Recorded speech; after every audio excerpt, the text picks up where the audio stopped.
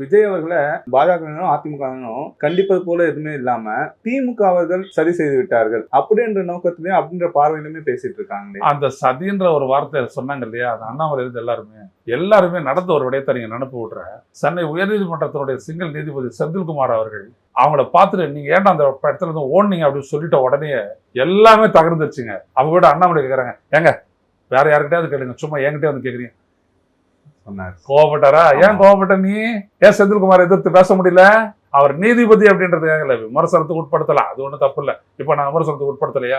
மகேஸ்வரி அமரை பத்தி நான் எனக்கு நீதிமன்றத்து மேல உச்சபட்ச மரியாதை உண்டு, வேற வழி இல்லை, நான் அதை தான் மதிச்சாகணும், என்கிட்ட ஜனநாயகம். ஆனா நான் விமர்சிக்கிறேன்ல, நீயும் ஓடுன. ஏன்? நீங்க கட்டமைத்த அந்த பிம்பம், விஜய் பற்றிய பிம்பம், கரூரை பற்றி உருவாக்கின பிம்பம். ஏன்னா முதல் ஆள் அவர் தான், அண்ணாமலை தான். ரெண்டாவது ஆள் தான் வந்துட்டு எடப்பாடி பழனிசாமி. தகர்ந்து விட்டது, உடனே ஓடினாங்க. புரியுதுங்களா?